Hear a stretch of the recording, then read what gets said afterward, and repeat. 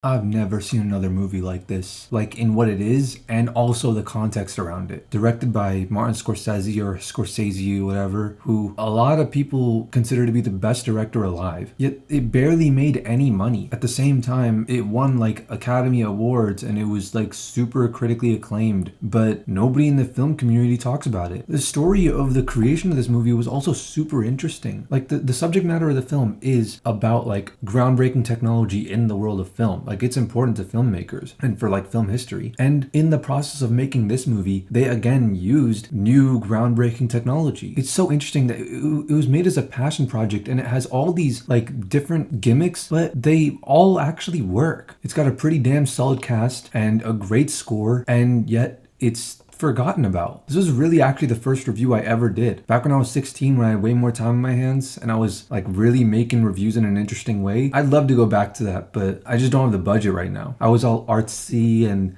I composited myself into scenes of the movie. This was actually the movie that inspired me to start making reviews. The first time I watched it was, well, I watched it with my family when I was little when it came out, and my brother really liked it, or at least he says that he did. He even posted that one quote on Twitter about like machines coming with only the amount of parts that they need. So if the entire world is one big machine, then nobody can be an extra part. We all have a purpose. Yeah, it's a real artsy movie. It's not like experimental, but it's getting there. It's the only movie I can actually think of that genuinely looks better in 3D than in 2D. Also, the entire thing is shown in one complementary color scheme, orange and blue. I'm not kidding. Like look at any frame of the movie. The only time there's exceptions are like 2 or 3 things in the movie, like that the girl's flower cart and things like that, and they're only a different color for like story purposes. Other than that, literally everything else in the entire movie is either orange or blue. And it's like all these risks, they do so many like things for passion. They do all these things right too, like they execute it, and I can't find any faults in what they did. And that's why it makes me feel so bad to say that this movie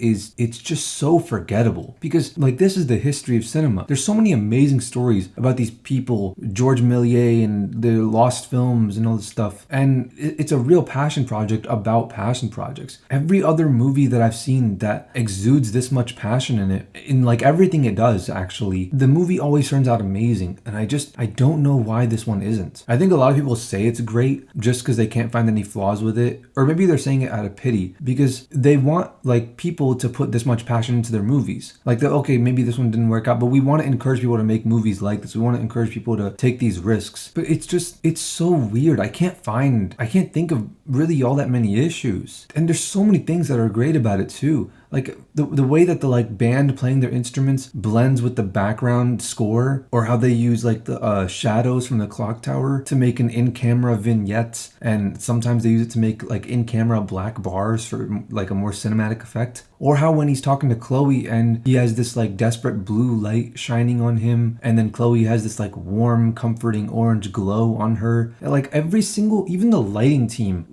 did their job to like support the narrative, Everything from like the costume to the props, everybody was working together in like a well-oiled machine. And actually, even the VFX for this movie were like pretty crazy for the time. Like they're actually groundbreaking VFX. The sets and it's so fleshed out. It's just confusing because from the idea of the movie, from when it was first thought up until the release date, everything was done impeccably. Yet still, it just doesn't really hit. I remember once in orchestra as a kid, I was running around and the same thing happened. Like me and this kid Paul, we both tripped over each other, crushed a couple of violins. I also thought it was worth mentioning Hugo, the main character, works in a clock tower and he tinkers with machines by understanding their complications. Hugo Boss is a popular watch brand, and the prestige of a watch is often determined by its number of complications. Actually, I can point out, like, I didn't really notice it when I was little, but I think the performance of the main actor, Asa Butterfield, really holds the movie back. But honestly, I don't know if I'm crazy. Like, that's the only flaw I could think of, really. The movie is best to watch when you're like 10 years old. And I was 11 when I watched it, so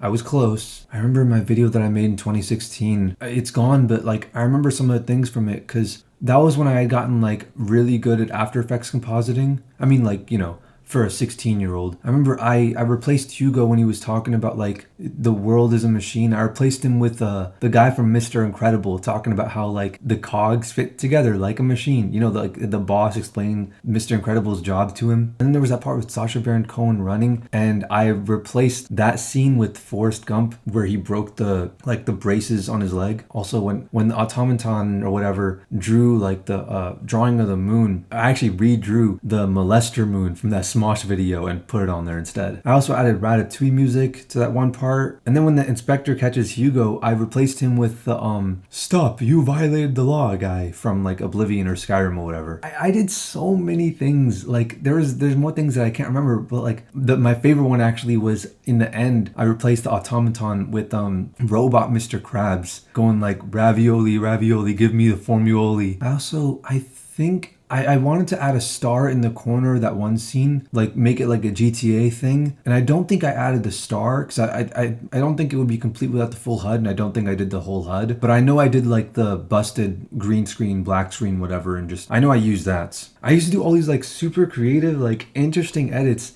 that like nobody else was doing this stuff. One day I'm gonna make videos like this again. I just don't have the time for it. But yeah, until that day comes, here's to another year of making shitty, no effort reviews. 5 out of 10. It's Filthy Frank, motherfucker. It's Filthy Frank, bitch. Let's get some pussy tonight.